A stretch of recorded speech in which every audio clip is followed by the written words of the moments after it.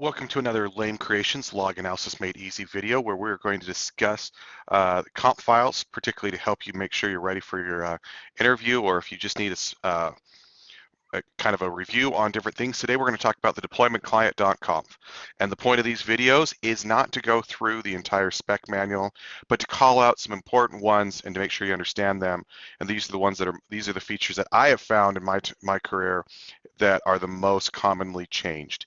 There are always situations where you might use other things, but it's important that you understand these if you want to make sure you come across like you know what you're talking about when it comes to system administration. So let's talk about deploymentclient.conf. First off, we'll talk about some of the common specs, and then we'll go over some of the infrastructure questions you might want to know. The first thing you want to look at here, I'm going to come through these global settings. First thing I'm looking at, you can change your client name. Who cares? Bunch of where's the data coming from. You don't have to have it pull from the direct location of Splunk. You don't have to pull it from the deployment server. There can be other locations. Where do you install this stuff? All those settings are changed up above. The one that matters to me is this phone home interval in seconds.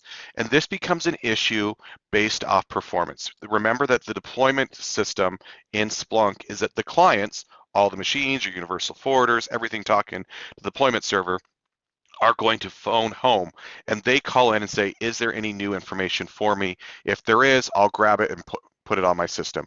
Splunk does not push apps out. It's a pull system.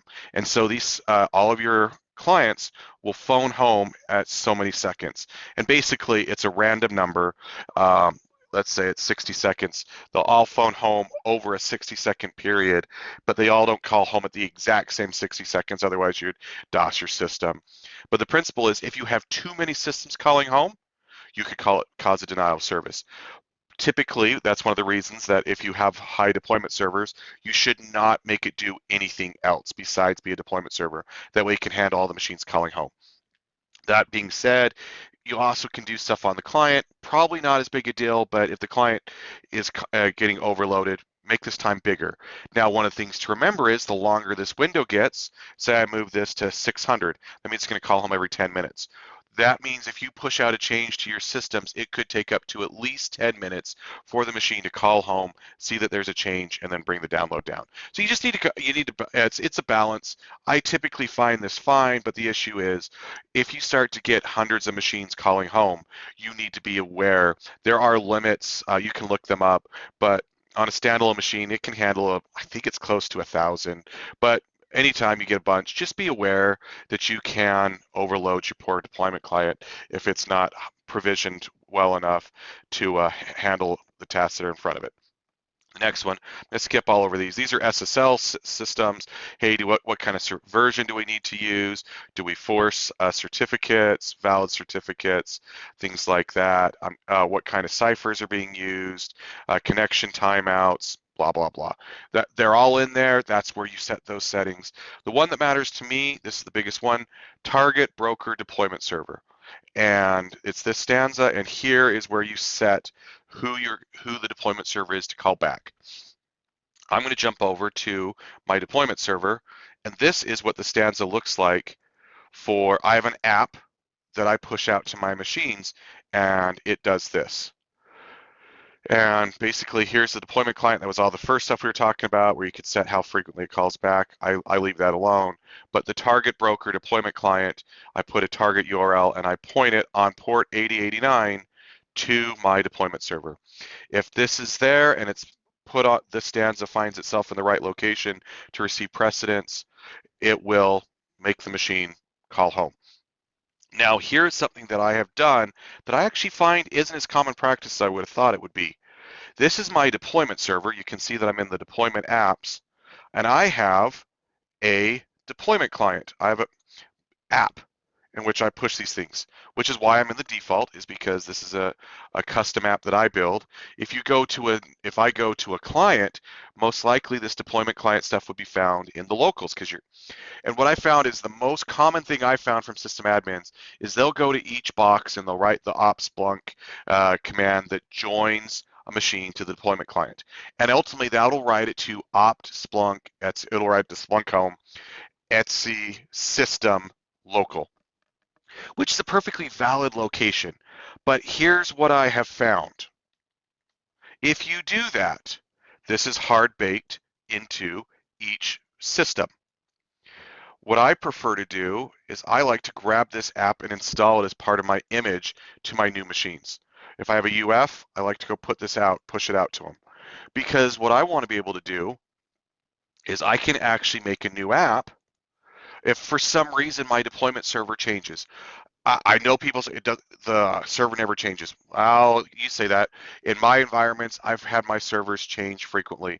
One of the times when we built it, we ended up having a license server and a deployment server as the same box, and there were a few other features, and it was never built quite right. And it was because it was never meant to be long term.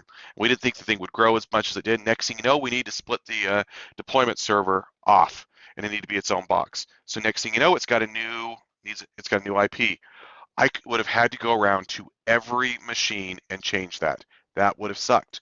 Or I can come into my app and I can change the IP address to say 1.120. I save the app. Now all the machines call home. They say, oh, the deployment thing has changed. I grab that, they bring it down, they put it on, and now they'll call home to the new deployment server. So if you do not bake in your deployment server settings here, into system local, you can dynamically redirect all of your machines to a new server. That's the pros and cons. You get to choose which way you want to go. Me personally, I see a lot of value in not going in and hand coding every machine to system local, and I don't use that Splunk command to join a deployment server. I take the app and I put it out on the machine. And the initially can't deploy with a deployment server, but I can go SSH it to it. I can use any of my system management tools and push this out to all of my boxes. Honestly, a lot of the times we build VMs and we just redeploy these things, and in the VM we keep this there. But it's not a big, to me, this is the way to go. Have this as an app and change its settings.